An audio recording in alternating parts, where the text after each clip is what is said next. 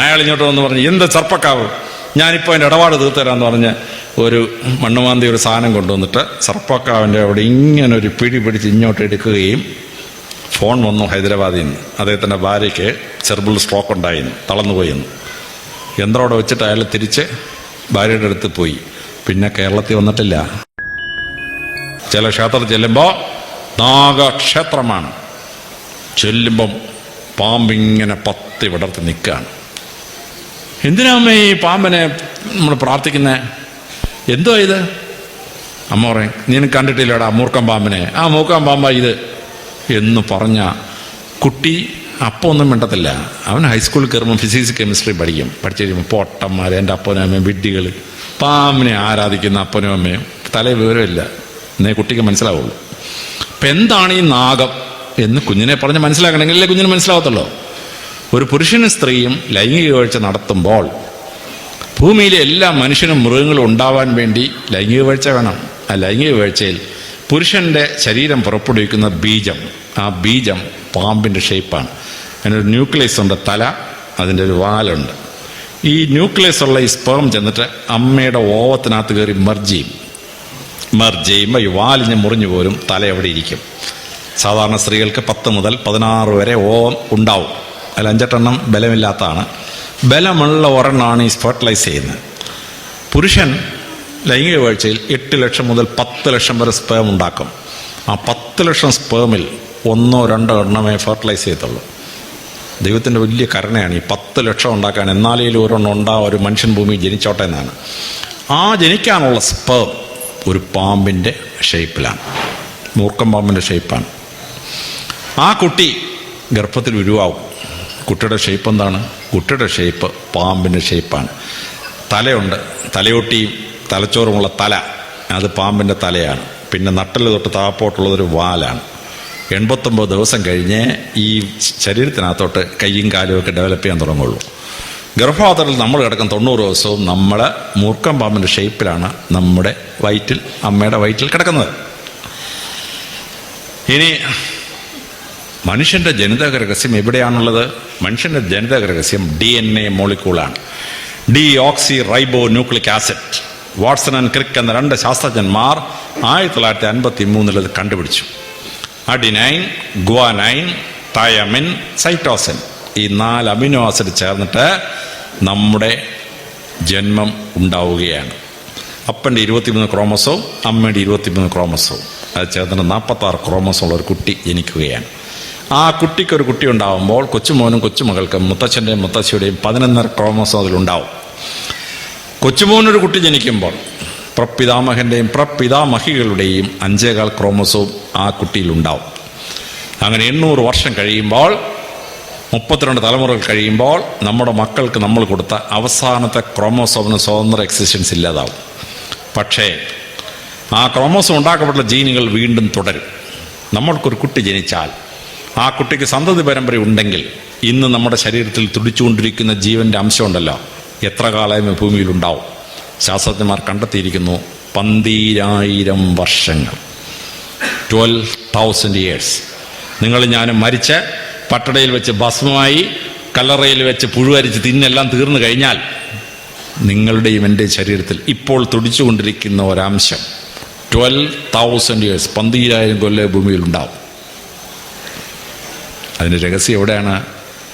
DNA മോളിക്യൂളാണ്. ആ DNA മോളിക്യൂളിൻ്റെ shape എന്താണ്? 2 മൂർക്കം പാമ്പ് ഇണ ചേരുന്നതാണ് ഒരു DNA മോളിക്യൂളിൻ്റെ ഷേപ്പ്. മെഡിസിൻ, വൈദ്യശാസ്ത്രം, അതിൻ്റെ സിമ്പിൾ എന്താണ്? ഒരു തൂണിൻ്റെ മുകളിൽ 2 പാമ്പ് ഇങ്ങനെ ഇഴഞ്ഞ് കയറുന്നതാണ് മെഡിസിൻ്റെ സിമ്പിൾ. നിങ്ങൾ മെഡിക്കോളിൽ പോയി നോക്കിയിട്ടില്ലേ? പാമ്പ് ഇതിന് മുകളിൽ ചുറ്റിക്കിടക്കാൻ. ഇനി ആ DNA മോളിക്യൂൾ പാമ്പിൻ്റെ ഷേപ്പിൽ ഉണ്ടാവുമ്പോൾ അത് കഴിഞ്ഞ് നമ്മുടെ ശരീരത്തിൽ നമ്മളാക്കുന്നത്, കോൺഷ്യസ്നസ് ആക്കുന്നത് നമ്മുടെ നെർവസ് സിസ്റ്റമാണ്. ആ നെർവസ് സിസ്റ്റം ഷേപ്പ് എന്താണ്? തലച്ചോറെന്ന് പറയുന്ന ഒരു തലയും നട്ടലിനകത്തൂടെ പോകുന്ന സുഷുമ്നയിലൂടെ കടന്നു പോകുന്ന ഒരു വാലും, പെരിഫറൽ നെർവസ് സിസ്റ്റം. ഇതാണ് നമ്മുടെ നെർവസ് സിസ്റ്റം. മൂർക്കം പാമ്പിൻ്റെ ഷേപ്പാണ്. ഇനി നമ്മുടെ ഈ ശരീരത്തിൽ 60,000 ലക്ഷം ന്യൂറോൺസ് ഉണ്ട്. അതാണ് നമുക്ക് ചിന്തിക്കാൻ ശക്തി തരുന്നത്, ആലോചിക്കാൻ ശക്തി തരുന്നത്, ശരീരത്തിന് ബാലൻസ് തരുന്നത്. ഈ ന്യൂറോണിൻ്റെ ഷേപ്പ് എന്താണ്? ആ ന്യൂറോണിൻ്റെ ഷേപ്പ് ഒരു പാമ്പിൻ്റെ ഷേപ്പാണ്. ന്യൂറോൺ ഒരു ന്യൂക്ലിയസ് ഉണ്ട്, അത് പാമ്പിൻ്റെ മൂർക്കം പാമ്പിൻ്റെ പത്തിയാണ്. താപ്പോട്ടൊരു വാലുണ്ട്, അത് ഒരു മൂർക്കം പാമ്പിൻ്റെ ഷേപ്പാണ് നമ്മുടെ ന്യൂറോൺ. അപ്പൊ കുട്ടിയെ കൊണ്ട് നമ്മൾ ക്ഷേത്രത്തിൽ പോകുമ്പം പാമ്പിനെ കണ്ട് അയ്യോ അമ്മ ഏതാണ്ട് മൂർക്കം പാമ്പ് ഇരിക്കുന്ന അമ്മേ എന്ന് കുഞ്ഞ് പറയുമ്പം അത് നമ്മുടെ ദേവനാടാ തൊഴുതോടാന്ന് പറഞ്ഞാൽ കുറച്ച് കൊല്ലം 3-4 കൊല്ലം കുഞ്ഞ് തൊഴും.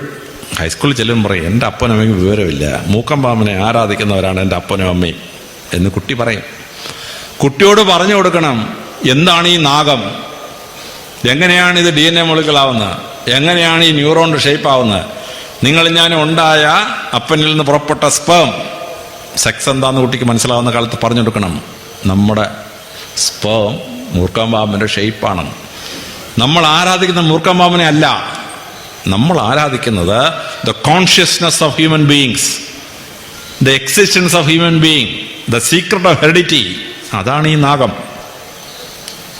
കളിക്കാൻ പോയാലുണ്ടല്ലോ വേറെ എന്തിനോടും കളിക്കാം, നാഗത്തോട് കയറി കളിക്കരുത്, ഒരു രക്ഷയില്ല. അപ്പോൾ പ്രകൃതിയിൽ മാറ്റമുണ്ടാവുന്നു. മരം വെട്ടി ലോകം മുഴുവൻ നശിച്ചാൽ പ്രകൃതി നശിക്കും. മരം വെട്ടരുതടാ കാലാവസ്ഥ മാറുമെന്ന് പറഞ്ഞാൽ മനുഷ്യൻ കേൾക്കോ? മനുഷ്യൻ കേൾക്കത്തില്ല. അതിനാ ദൈവം ഉണ്ടടാ മരം വെട്ടരുതെന്ന് പറഞ്ഞാൽ കേൾക്കോ? കേൾക്കത്തില്ല.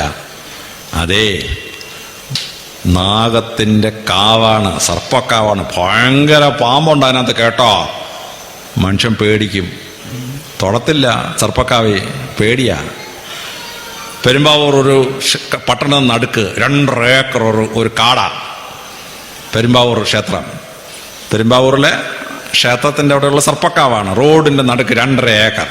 ഒരുത്തിന് ധൈര്യമുണ്ടോ ആ കാവ് വെട്ടിയിട്ട് അത് റോഡുണ്ടാക്കാൻ? അവിടെ മുനിസിപ്പൽ ചെയർമാൻ ഇല്ലായിരുന്നു, അവിടെ PWD എഞ്ചിനീയർ ഇല്ലായിരുന്നു, മുഖ്യമന്ത്രി ഇല്ലായിരുന്നു. ആ ദേശത്ത് നിന്ന് മുഖ്യമന്ത്രി വന്നില്ലേ നമുക്ക്? ഒറ്റൊരുത്തിന് ധൈര്യമുണ്ടോ ആ സർപ്പക്കാവ് കയറി തൊടാൻ? ധൈര്യമില്ല. അവിടെ നിന്ന് അവിടെ സർപ്പക്കാവല്ലായിരുന്നെങ്കിൽ ആ 2.5 ഏക്കർ വനത്തിൻ്റെ ഒരു പുല്ല് പോലും ഇപ്പം ബാക്കി ഉണ്ടാവില്ലായിരുന്നു, പുല്ല് പോലും. ഇവിടെയാണ് സനാതനധർമ്മത്തിൻ്റെ ആചാരം. ക്ഷേത്രത്തിൽ പോയി നാഗവിഗ്രഹത്തെ തൊഴുത് ആ നാഗത്തിൻ്റെ കാവാണിത്, ഇതിലെ മരം വെട്ടരുത് എന്ന് പറഞ്ഞാൽ ജീവന് പേടിയുള്ളവൻ വെട്ടുകയില്ല. എൻ്റെ പുരടത്തിന് താഴെ ഒരു ചെറിയ സർപ്പക്കാവുണ്ടായിരുന്നു, 5 സെൻറ്റേ ഉള്ളൂ. എൻ്റെ അപ്പൻ്റെ അനിയൻ IG ആണ്, ആന്ധ്രയിൽ IG. അയാൾ ഇങ്ങോട്ട് വന്ന് പറഞ്ഞ് എന്ത് സർപ്പക്കാവ്, ഞാനിപ്പോൾ അതിൻ്റെ ഇടപാട് തീർത്തരാന്ന് പറഞ്ഞ് ഒരു മണ്ണുമാന്തി ഒരു സാധനം കൊണ്ടുവന്നിട്ട് സർപ്പക്കാവിൻ്റെ അവിടെ ഇങ്ങനെ ഒരു പിടി പിടിച്ച് ഇങ്ങോട്ട് എടുക്കുകയും ഫോൺ വന്നു ഹൈദരാബാദിൽ നിന്ന്. അദ്ദേഹത്തിൻ്റെ ഭാര്യയ്ക്ക് സെർബിൾ സ്ട്രോക്ക് ഉണ്ടായിരുന്നു, തളർന്നുപോയെന്ന്. യന്ത്രം അവിടെ വെച്ചിട്ട് അയാൾ തിരിച്ച് ഭാര്യയുടെ അടുത്ത് പോയി. പിന്നെ കേരളത്തിൽ വന്നിട്ടില്ല. അദ്ദേഹം മരിക്കുന്നിട്ട് ഞാൻ ആ സർപ്പക്കാവ് ഉൾപ്പെടെയുള്ള വസ്തു വാങ്ങിച്ച് വീണ്ടും സർപ്പക്കാവാക്കി. സർപ്പക്കാവ് തൊട്ട് കളിച്ചാൽ വിവരം അറിയും, സന്തതി വിവരം അറിയും. ഒരു സംശയം വേണ്ട, ഒരു സംശയം വേണ്ട. അപ്പോൾ ആ കാവിൻ്റെ സങ്കല്പം എന്താണ് സർപ്പം എന്ന് കുട്ടിക്ക് നോളജ് ഉണ്ടാവുന്ന കാലത്ത് അപ്പനും അമ്മയും പറഞ്ഞു കൊടുക്കണം. പറഞ്ഞു കൊടുത്താൽ ആ കുട്ടി ആ ഹിന്ദുമത ആചാരം എന്താണ്, ആ ക്ഷേത്രാചാരം എന്താണ്, എന്തുകൊണ്ടാണ് പാമ്പിന് അവലും പാലും ഒക്കെ കൊടുക്കുന്നത് എന്ന് കുഞ്ഞിന് മനസ്സിലാവും. ഞാനിപ്പോൾ 3 ഉദാഹരണം പറഞ്ഞത് ക്ഷേത്രാചാരത്തിൻ്റെ ഓരോ ക്ഷേത്രത്തിൻ്റെയും ആചാരം പറയുമ്പോൾ വലിയ പ്രയാസമാണ്. അപ്പോൾ പരമശിവൻ്റെ ക്ഷേത്രത്തിലും ഭദ്രകാളിയുടെ ക്ഷേത്രത്തിലും സർപ്പക്ഷേത്രത്തിലും സർപ്പവിഗ്രഹത്തിൻ്റെ മുമ്പിലുള്ള ആചാരങ്ങൾ പറഞ്ഞത് അത് കുട്ടികൾക്ക് മനസ്സിലാക്കാൻ മാതാപിതാക്കൾ കഴിഞ്ഞിരിക്കണം. അവിടെയാണ് ആചാരം വളരെ കൃത്യമായി ഓരോ ക്ഷേത്രത്തിലും നമ്മൾ പാലിക്കുന്നത്.